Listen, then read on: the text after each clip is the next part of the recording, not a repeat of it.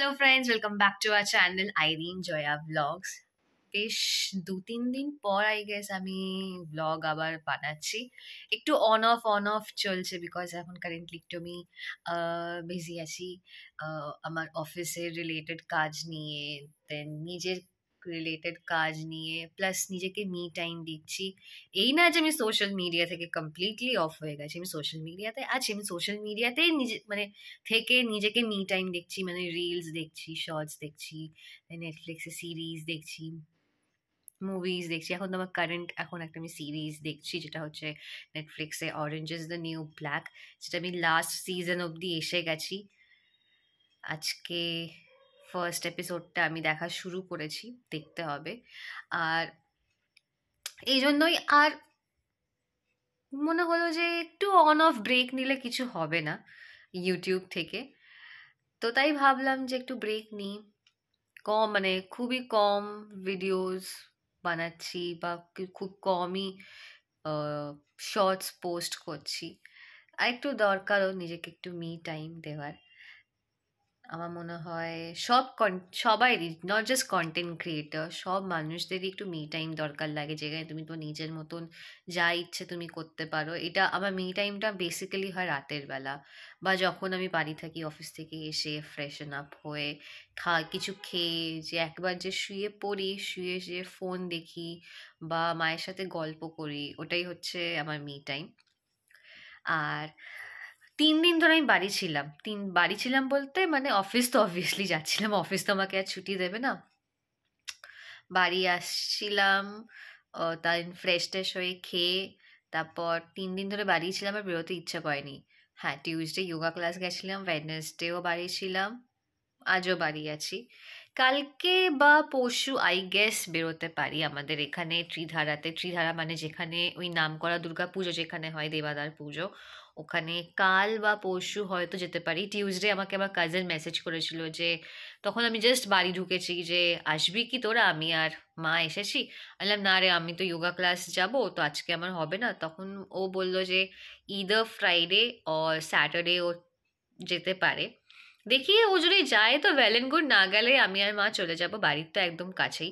আর এই মেলা 26 তারিখ অবধি থাকবে।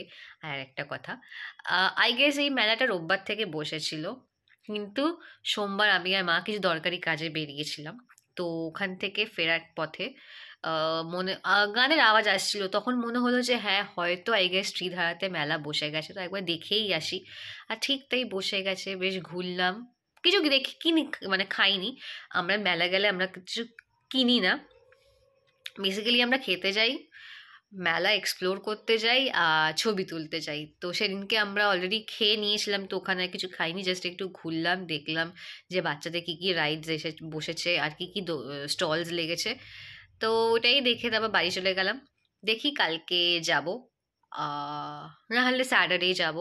যদি স্যাটারডে যাই তাহলে আবার আমার যোগা ক্লাস স্কিপ হবে।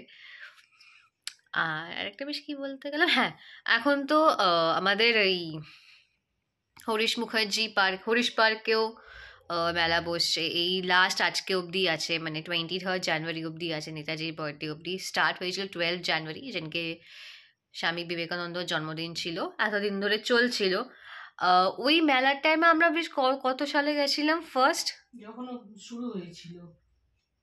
ওয়াও, আমি কি জিজ্ঞেস করলাম তোমাকে কত সালে, সালটা আমার ঠিক মনে পড়ে যখন আমার মা কি বললো যখন শুরু হয়েছিল, আই ওয়াজ ওয়াও, এই হচ্ছে আমার মা। আমি ভুলে গেছি সালটা, আমরা গিয়েছিলাম, কার্তিক দা করেছিল। I am asking you about the, মানে কি, যাই হোক আই গেস 2000, তখন আমরা তখন আমরা মনে হয় হলে যেতাম। হ্যাঁ, মামাই তো নিয়ে গেছিল। আই গেস 5-6 বছর ওপর তো হয়ে গেছে, বেশি তো 7-8 বছর হয়ে যাবে।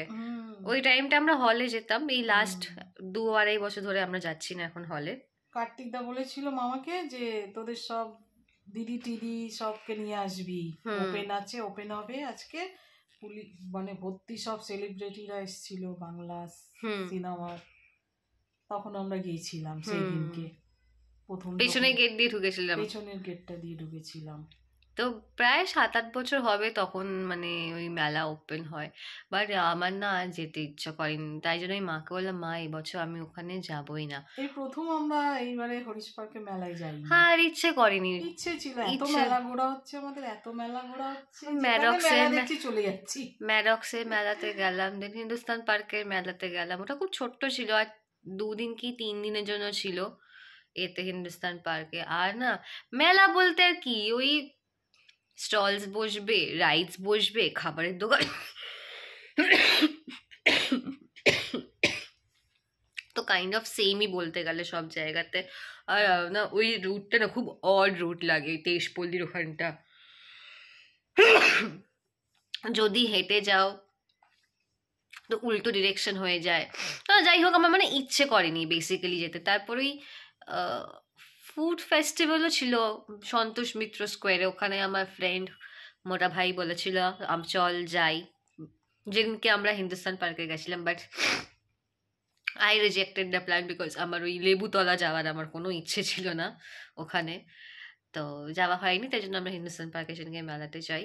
দেখি কাল যদি যাই, কাল বা পরশু যেদিনকেই যাই না কেন ঘুরে আসবো। আর 26 তারিখ অবধি এই মেলা চলবে, মানে এই সানডে অবধি আমাদের এই মেলাটা থাকবে, ত্রিধারার মেলাটা। তো যারা কাছে পিঠে থাকছেন বা যাদের কাছে এই ব্লগ পৌঁছাচ্ছে তারা অবশ্যই একটু ঘুরে আসবেন।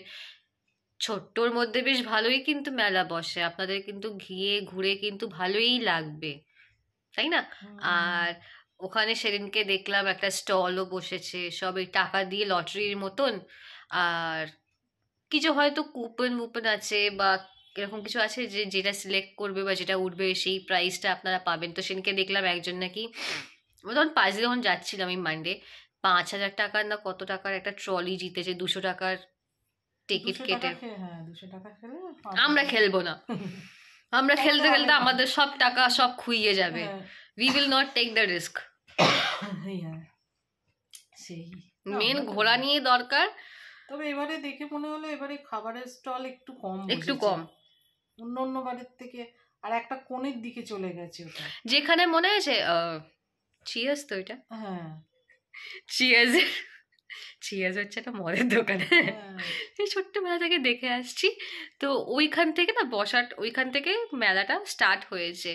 তো ওখানে না, ওখানে দেখলাম পাটিসাপটা 2-3টে, মানে ছোট্ট একটা কাউন্টার মতন বানিয়ে ওখানে পাটিসাপটা এইসব মিষ্টি জিনিস বিক্রি হচ্ছে। আর যেখানে বাচ্চাদের যে ওই রাইডস গুলো আছে ওইখানটা দেখছি। কিন্তু আমাদের এখানে ভীমডাঙ্গের এইখান থেকে শুরু, এই দিক থেকে শুরু, হ্যাঁ ভীমনাগের দিক থেকে পরপর বসা শুরু হয়। সাপোজ ভীমনাগ থেকে ধরো তুমি আসছো, তাহলে তোমার পড়বে ওইটা লেফট হ্যান্ড সাইডে, লেফট হ্যান্ড সাইডে পরপর সব স্টলস গুলো থাকতো খাবারের। হ্যাঁ, এবার একটু খাবারের স্টল গুলো কম লাগলো, আর ওটা ভেতর দিকে করে দিয়েছে, আবার নাম দিয়েছে ফুড কোর্ট বলে। তো কম এবারে দেখলাম, যা দেখলাম সেদিনকে সোমবার দিন, কম মনে হলো। আবার এই 28শে জানুয়ারি আমার মা বাবার অ্যানিভার্সারি আসছে, কিছু করবো না, কিচ্ছু করছি না আমরা, কুছ নেই হোগা। এত বছর একসাথে আছে, এটাই হচ্ছে ওদের অ্যানিভার্সারি সেলিব্রেশন। এটা কি চারটিখানি কথা? ইয়েস, আমাদের কি সেলিব্রেট করতে হবে। আমি একটা প্ল্যান করেছি, আমি আপনাদেরকে বলে দিচ্ছি, যদি বাই চান্স আমার কোনো অফিস কলিগ দেখে, তো I M a very honest employee, আমি আগে থেকেই বলে দিচ্ছি।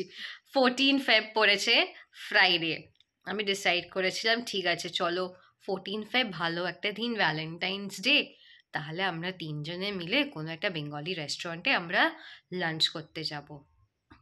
দেন I thought no, I will not take leave. If I take leave, then I'll be the hot topic of the office. সবাই ভাববে যে আমি হয়তো ভ্যালেন্টাইন্স ডে কারোর সাথে সেলিব্রেট করার জন্য হয়তো আমি লিভ নিয়েছি। বাট যদি আমি সত্যিও বলি তখন কেউ বিশ্বাস করবে না যে না আমি মা বাবার সাথে বেরিয়েছিলাম, কারণ সত্যি বললে আজকাল কেউ বিশ্বাস করে না। Then I changed my mind যে না, তাহলে I postponed it to 16 February, that is Sunday. আমি ডিসাইড করেছি আমরা 3জন মিলে সানডে আমরা খেতে যাব, তাই না? তাই না বলো? বাই চান্স যদি ডেট এদিক ওদিক হয় সেটা একটু হতে পারে, 16 টাইম প্ল্যান করে রেখেছি, but we will go, that's for sure. তো এই টুকিটাকি একটু আমার লাইফের আপডেট দিতে এলাম। এবার আমার এখন মি টাইম স্টার্ট হয়ে যাবে, আমাকে এখন সিরিজ দেখতে হবে, I M a very busy girl. জন্য আজকের মতো ব্লগটাকে আমি এখানেই এন্ড করছি। এবার একটু বকেই গেলাম আপনার সাথে, কি হয়েছে একটু নাই বক বক আমার শুনলেনি, খারাপ তো কিছু বলছি না বলো।